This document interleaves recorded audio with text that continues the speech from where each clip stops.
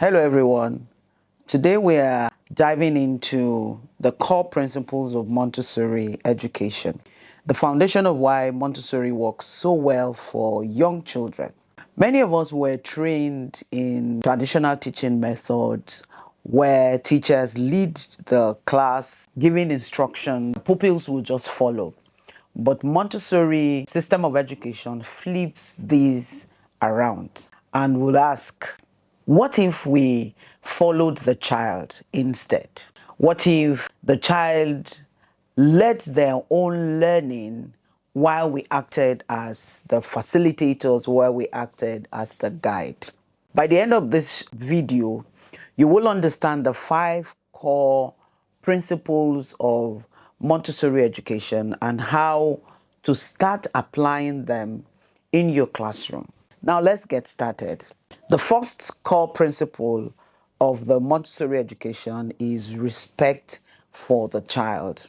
This is the heart of Montessori education. In a Montessori classroom, every child is treated as a unique individual. Children are given freedom to make choices. We listen to them, we value their opinions, and we respect their learning pace. For example, instead of forcing a child to sit down and listen, we give them the choice to explore materials that will interest them. So how do we apply this in a typical classroom? You need to observe your pupils and notice what they enjoy doing. And then, as much as possible, we speak to them at eye level and acknowledge their feelings. And that is why you'll find that in a typical early years Montessori classroom, we do not use the regular table and chairs that you find in a traditional classroom. The chairs and tables that the teacher would use will be close to the child's size. So it's easy for you to communicate with them effectively. The second core Montessori principle is the absorbent mind. I've mentioned this a whole lot in the WhatsApp group, in some of the training sessions we've held together. Between the age group 0 to 6, young children have a mind like a sponge. They absorb everything from their environment effortlessly. The way we speak, the way we act, and set up the classroom deeply will impact the mind of children between that age group 0 to 6. They learn naturally from hands-on experiences, not just by listening. So we are supposed to ensure that the learning experience we give to these children is hands-on. Also, we must create an environment that stimulates learning. So, for example, a child in a Montessori classroom will learn numbers by touching and feeling them. I've shared with you the example of the long number rods that helps child to understand the sequencing, recognition of numbers 1 to 10 in a fixed quantity. So rather than memorizing the numbers, they're able to manipulate them, and the concept of numbers 1 to 10 is easy for the young child to learn. Again, how do you apply the principle of absorbent mind? Create hands-on learning space with real objects, not just flashcards. So go beyond flashcards. You look for natural things around you that you can use to concretize the learning of numbers 1 to 10 for the young mind. Also, you need to be mindful of your words, because children absorb everything in the environment. As the adult, you are the role model in the classroom. So you need to be mindful of the words that you use, because the children would definitely copy everything that you do. The third core principle is the sensitive periods. I'm sure you're hearing this again and again. These are the golden windows when children are naturally ready to learn specific skills. So it is our responsibilities as the adult in the child's learning environment to observe and ensure we make absolute good use of these golden windows. If a child is in their language sensitive period between the age group 2 to 6 years old, they will be eager to learn new words and sounds. So you ensure that you expose them to the environment that is language rich, new vocabularies, and they can learn and quickly use that golden window to refine their language skills. If they're in the sensitive period for order, between the age group 1 to 4 years old, they may love arranging things in particular ways, and this is when the creative abilities is being refined. So, for example, children become obsessed with pouring water from one cup to another. Instead of stopping them, we need to provide safe, controlled opportunities to practice these golden window, the sensitive period for order. How can we apply this as the teachers in their learning environment?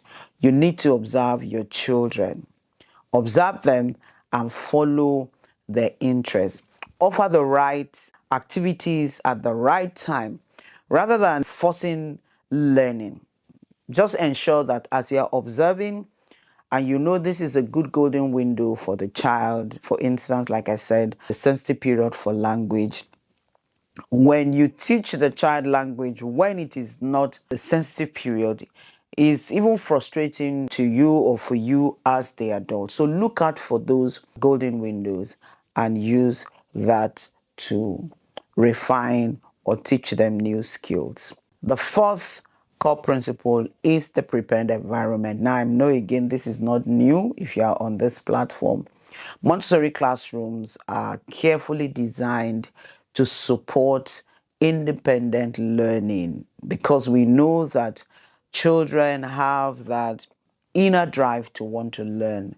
Everything is arranged at the right child's height. Montessori classrooms are carefully designed to support this. Materials are self-correcting. I talked about control of error. So children learn without a constant correction from the teachers. As much as possible, the materials they're working with, they're able to self-correct themselves. That is a good example of giving the child adequate prepared environment for learning. Also, the classroom is calm, the classroom is organized, and it encourages exploration. Give the children that opportunity to problem solve. So, for example, in a traditional setting, a teacher gives worksheets to teach shapes. In a Montessori environment, children have the opportunity to touch and feel real wooden shapes. They feel these shapes and they're able to match them independently. How do you apply this? This principle of a prepared environment. As the teacher in the environment, you need to set up learning areas with accessible materials. The materials you have in your classroom should not just be there for the child to ask for your help before they can access it. As long as you have introduced the material to the child, they should be able to access it so that what the inner drive for learning desires, they're able to go there to learn rather than calling for your help all the time. Keep the environment tidy, keep the environment calm, and keep the environment welcoming. Number 4 core principles of a Montessori classroom is the role of the teacher as the guide, the role of a teacher as the facilitator. Our role is to facilitate the children's learning. When you are a facilitator, then you are able to stir up that innate ability to problem solve for the child in your classroom. Montessori teachers are not the center of attention. Instead, what we do is we observe rather than instruct. Step in only when we are needed to support their learning. We need to encourage problem solving. I've said that severally in this video, rather than giving direct answers. So for example, instead of saying that is wrong, you ask, what do you think would happen if you tried it this other way? How can you apply this? Next time a child is struggling in your classroom with a task, please wait before helping the child. Wait, step back, be patient, and then when you're going to help and support the child, remember that you are facilitating. You are not out there to just do it for the child and correct the child. Then ask guiding questions instead of giving answers immediately. Ask questions, open-ended questions that will help the child to think and problem solve. So practically, how can you apply this in your classroom? All that we have talked about, all these 5 principles. Let's discuss how we can apply this. Activities, ideas that you can get started with. So number 1, respecting the child.